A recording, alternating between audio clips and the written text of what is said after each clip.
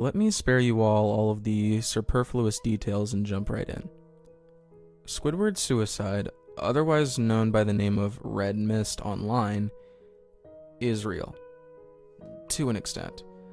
Let's just say that although the story you're all familiar with is loosely based in reality, many of its more gruesome plot devices are intentionally hyperbolic.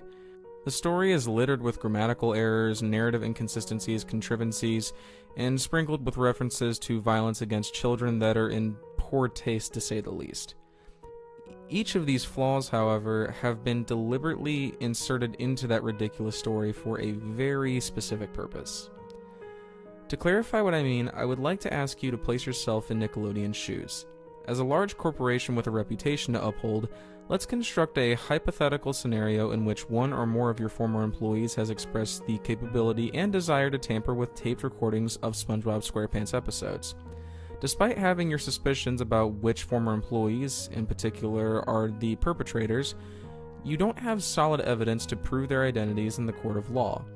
All you have is a reasonable motivation, as well as poor circumstantial evidence. All ensuing legal investigations eventually arrived at a dead end. You know for sure that the suspects can animate episodes of SpongeBob SquarePants in a way that highly resembles the official episodes. Although there are slight discrepancies in the style of quality of animation, SpongeBob episodes, as with all episodes of animated media, are typically produced by a large team of animators rather than a few people working independently of any large studios. The resemblance is clear. It would be bad publicity if these episodes were to air, even if they were broadcasted locally rather than from the Nickelodeon channel, so you are forced to act. Although conspiracy theorists might imagine shady corporate practices that could make the suspects disappear would be a viable solution, there is a preferable alternative, that being to reduce these potentially broadcasted tapes into absurdity before they could do any damage in the first place. Meeting this end is especially important, as whispers of rare and disturbing episodes of SpongeBob SquarePants have already begun. Although you can use your influence to try to snuff these whispers out, doing so for years on end would be far too tedious of a task. Eventually, rumors would slip through the crevices of your iron fist, and it would all go downhill from there. Enter creepypasta, an online phenomenon spreading like wildfire across the web during the twilight of the 2010s. These dark and horrifying tales are circulated by fans of the horror genre across various message boards and forums, with the express purpose of startling and disturbing whoever was unfortunate enough to stumble across these creepy copypastas. With the sudden boom of creepypasta's popularity came an opportunity. If you are able to incorporate terrifying accounts of lost SpongeBob SquarePants episodes into the ever-expanding creepypasta genre, you sever their association with Nickelodeon should they ever air. So you get to work, writing the most cliché internet urban legend you can conceive of. Blood, guts, dead children, all the tropes you can imagine. You even begin a few tropes of your own that need not be mentioned here. Once you've finished, you proudly submit your work onto the internet. Pulling a few strings, you witness your creation rise to prominence, joining the elite few creepypasta icons that have garnered the attention of millions. As tens of thousands of fan images, amateur videos purporting to contain the real contents of Squidward's suicide, and YouTube videos discussing the topic of the story come to be, they drown out whatever few forum posts and blogs were asking questions about those eerie episodes of SpongeBob. Your story's success exceeds your expectations, as it inspires many spin-offs. Now, any internet search for creepy content related to SpongeBob automatically brings you to Google page after Google page of topics unrelated to that of the real Red Mist tapes. Notice how the word tapes is pluralized. Squidward's suicide is not Red Mist. Rather, Red Mist refers to several untraceable notes and tapes, the contents of which conspicuously ended up in the hands of the Nickelodeon staff members. They were given this name because the words Red Mist had been written into the back of each note or tape that was received. The inciting incident which sparked Red Mist occurred following the release of the original SpongeBob SquarePants movie. As many of you know, Steven Hillenburg wanted the series to end following the movie, as he felt 3 seasons had been enough of a run for the show. The request was denied. Nickelodeon saw the profit to be had in the franchise, and to them, That was all that mattered. This frustrated Hillenburg, causing him to leave the show altogether, along with several of the show's original writers and animators. Readers might recall that the original Squidward Suicide creepypasta made the odd decision to include Hillenburg in the story as if he were still working at Nickelodeon Studios. To some, this could be considered an unconscious mistake. To others, it could be viewed as another attempt to delegitimize stories revolving around lost SpongeBob media by including blatantly false information in them. Let's contextualize the departure of these former Nickelodeon studio employees. As is common knowledge today, writers, and especially animators in particular, are not always treated well by the company they work for. It is often the case that strict deadlines will be set for them that they must conform to. This can be especially stressful when it takes place in the realm of episodic shows. Oftentimes, this leaves the workers of an animated television show in a catch-22 of sorts. Either they can fail to meet the deadlines, often at the expense of their job security or wages, or they can rush their work, resulting in a sloppy episode that the employees can't be proud of. The writers and animators for large studios aren't just working out of hobbyism. These people have dedicated their lives to their craft, spending years honing their skills so that one day they may be offered the chance to work on a project that will stand out in their portfolio. Unlike Nickelodeon studio executives, they aren't in it just for the money. They have a genuine love for what it is that they do. Imagine being in their position, enduring the stress and abuse they have gone through, and then having the vision they shared with the creator of the project they worked on rejected. Imagine the frustration they must have felt as they chose to leave the studio they had once considered to be their big break. Imagine the sheer resentment that they held inside of them. Then realize that that anger had been magnified dozens of times as they echoed each other's agitation amongst one another. The first of the Red Mist tapes arrived just days after the inciting incident. This would initiate the pattern that would be consistently displayed in these tapes. For the most part, they displayed normal SpongeBob SquarePants episodes. Then, often in the middle section of the program, a custom animation would be spliced into the episode. The first tape, labeled Red Mist, started off fairly mundane prior to the animation splicing. It was only upon reaching the middle of the episode that the screen flickered and the animation quality somewhat decreased. The screen depicted Sandy's helmet cracking before her suit was promptly filled to the brim with water. Her skin turned purple and blue as she struggled to breathe for an absurdly long period of time, before she finally passed out and collapsed to the ground, dead.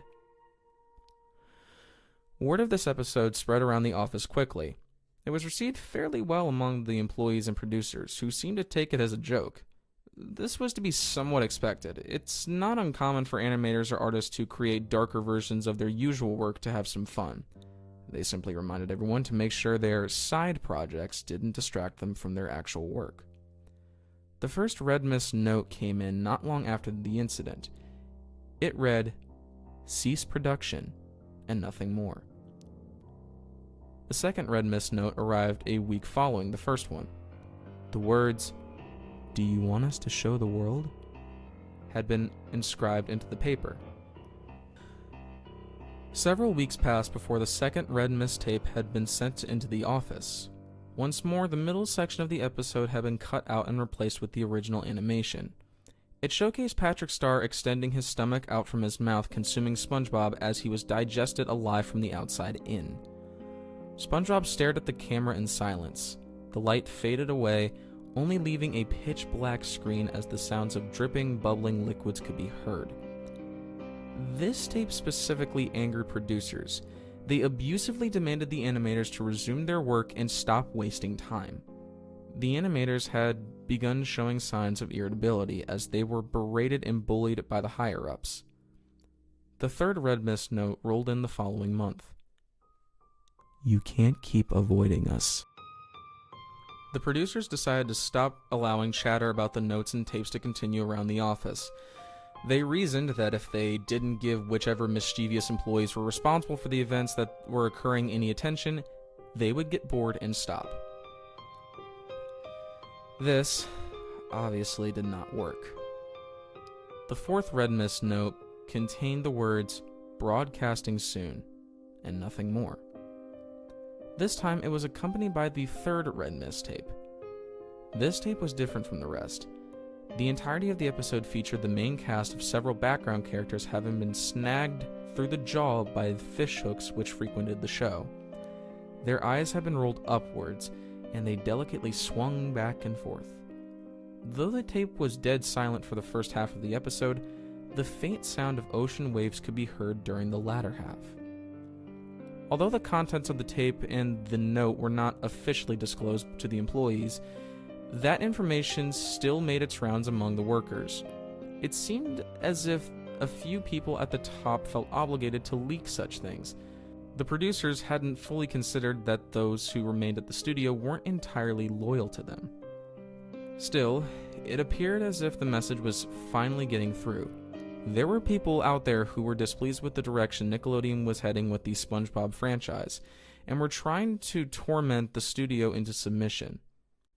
The coercive nature of the notes and tapes had begun to sink into the consciousness of the higher-ups. They understood the threat of having such uncomfortable content associated with their brand released to the public. We could all see the worry in their faces as each day passed. The thought of having to explain this all to the public if the tapes were spread among the masses filled them with dread. Their anxiety grew exponentially, as the realization set in that things could get worse if former employees of the show endorsed the episodes. Finally, the next tape came in. I was one of the few that have seen the Squidward suicide episode. I can confirm that of everything written about it in the original story, only 2 elements are true. One, that Squidward did in fact sit on his bed holding a gun inside of his mouth. 2, that a voice did speak in the background. At first, the only voice produced faint, incoherent murmurs. As the tape continued, however, it picked up in intensity and pace. The voice spoke quickly, shouting the same phrase on loop. Do it. Do it. Do it. Do it. Do it. Upon the 5th repetition of the voice, a large blast could be heard as the sound of gunfire erupted from the speakers. Squidward's head caved in as the bullets entered his skull, spraying his brain matter all over the wall in the background. The camera proceeded to zoom in on his lifeless corpse as the sound of ocean waves played over so softly. The voice had ceased, and mere moments later, the episode ended. That sent the producers into a frenzy. They proceeded to question those who were in the immediate vicinity, attempting to figure out who had been responsible for those tapes having been delivered to the higher-ups. It was obvious to them that there were people on the inside cooperating with the people on the outside. After all, it wasn't like the prior disgraced writers and animators had just waltzed on in and handed the tapes and notes off themselves. It was clear that they had eyes and ears within the studio. They briefly questioned me, but soon realized I was unlikely to have been involved. After all, my position in the company didn't even entail that I had any ability to create such episodes.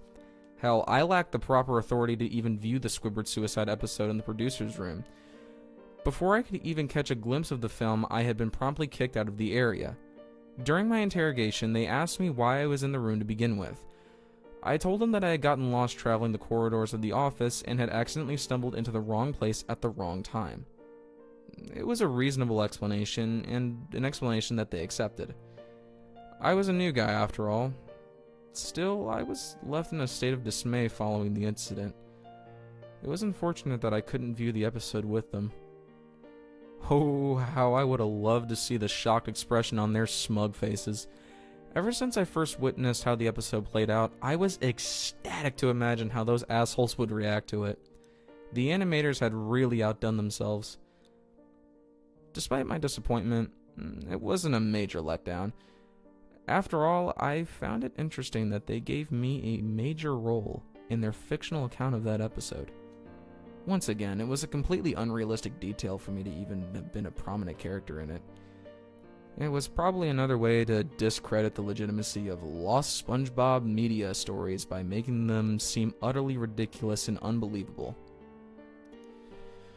Oh well, it is what it is. You can't keep avoiding us. We'll find a way to broadcast it some way, somehow. Eyes and ears, we're everywhere. Regards, a former intern at Nickelodeon Studios.